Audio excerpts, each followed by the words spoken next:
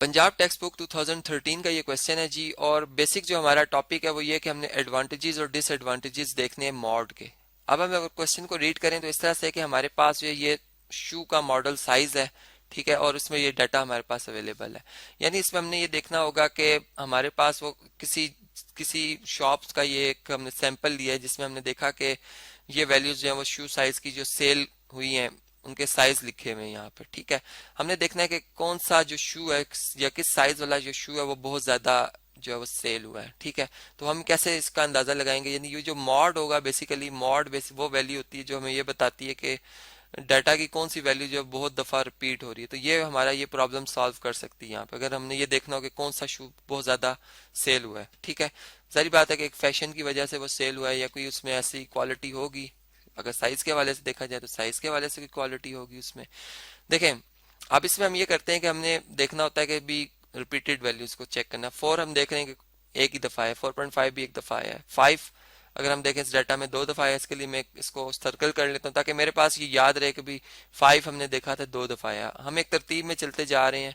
आप यूं भी कर सकते थे कि इसको एक अरेंज करके लिखते डाटा को, और उसमें भी आपको पता चल जाता कि ये वैल्यू आएगी, ये रिपीट हो रही है, ये नहीं हो रही, ठीक है, ये आ चुकी है, ये नहीं आई थी। अच्छा, अब देखें 6, अब अगर देखें तो 1 2 3, अब हम 6 ढूंढ रहे हैं और भी हम 6 ढूंढेंगे, लिखे हुए 4 दफा 6, ठीक है, जो कि मेरे ख्याल से यही मॉड हो सकता है। अब हम 7 को देखते हैं, 7 एक दफा आ रहा है और 2 दफा आ रहा है, ठीक है। यानी अब देखें 5 भी 2 दफा आ रहा था और 7 भी 2 दफा आ रहा है। मॉड वो वैल्यू होती है जो बहुत दफा रिपीट हो रही हो, मोस्टली रिपीट हो रही हो।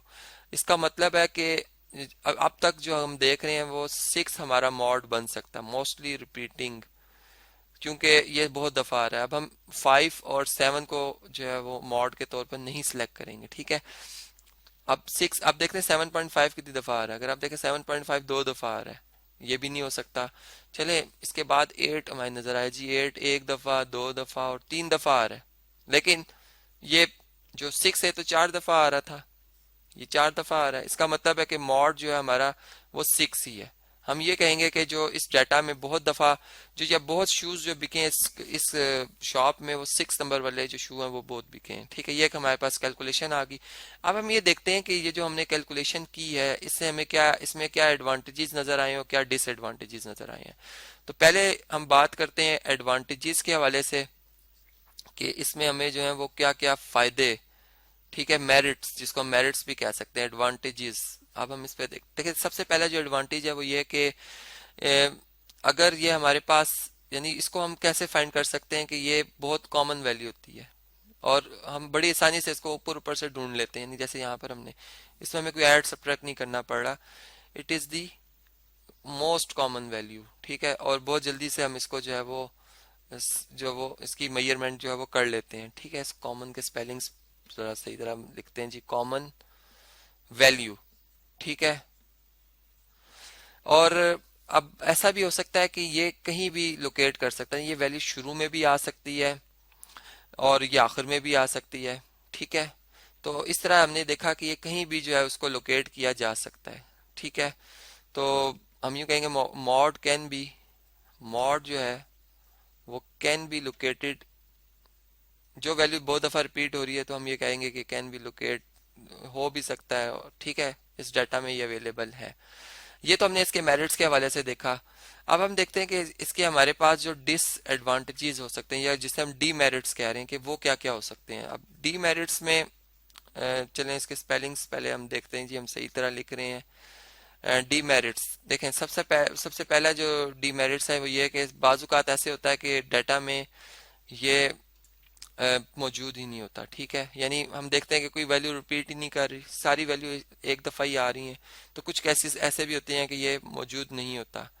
तो हम यूं लिखेंगे कि डू नॉट प्रेजेंट, ठीक है, प्रेजेंट इन ए डाटा।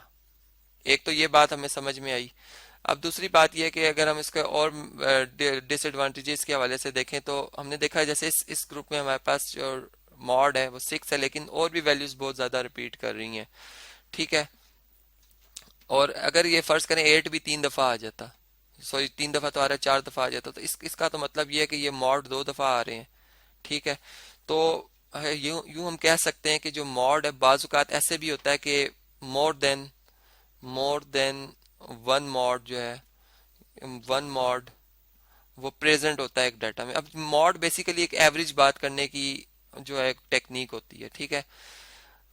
तो हम ये कह रहे होते हैं कि अगर हम अपनी बात को शॉर्ट करने के लिए कि एक वर्ड का सहारा ले रहे होते हैं, एक नंबर का सहारा लेते हैं, जैसे मैंने कहा 6 इसका मॉड, अब मैं कहूँ 6 भी और 8 भी, तो फिर बात वहीं की वहीं के फिर दो आ गई वैल्यूज, या ऐसे हो के 3 आ जाए, 3 भी मॉड हो सकते हैं। तो इसलिए हम ये कह रहे हैं कि मॉड बाजुकात ऐसे होता है कि अरिथमेटिक मीन जैसे किसी डाटा का उसकी एक ही वैल्यू होती है, मीडियन की एक ही वैल्यू आती है, लेकिन यहाँ पर अगर हम देखें तो ये दो या दो से ज्यादा भी हो सकती हैं, ठीक है। तो ये भी इसका क्या हमारे पास एक डिसएडवांटेज आ रहा है। और फिर अगर हम ग्रुप डाटा के हवाले से बात करते हैं तो ग्रुप डाटा में एक प्रॉब्लम ये होता है कि उसमें ग्रुप्स बने होते हैं और हमें नहीं पता होता कि हमारे ग्रुप में कौन सी वैल्यू रिपीट कर रही है, यानी वहां पर हम सारी बात जो है वो असम्पशंस पर कर रहे होते हैं, ठीक है। और फर्जी बातें हो रही होती हैं, और फर्जी फर्जी हम जिस ग्रुप की सबसे ज्यादा फ्रीक्वेंसी होती है, तादाद होती है, उसी को हम सपोज करते हैं कि यही इसी में कहीं मॉड है। फिर वो एक यानी यहाँ पर हम जो है वो फर्जी फर्जी बातें करते करते जो है फार्मूलाज लगाते लगाते वो मॉड फाइंड करते। तो ये इस तरह से हम कह सकते हैं कि ये सारे के सारे इसके डीमेरिट्स हैं। तो इस पूरे लेक्चर में हमने ये बात समझी कि मॉड क्या होता है, कैसे इसे कैलकुलेट किया जाता है, फिर उसके एडवांटेजेस और डिसएडवांटेजेस या डीमेरिट्स हमने जो है वो यहाँ पर समझे।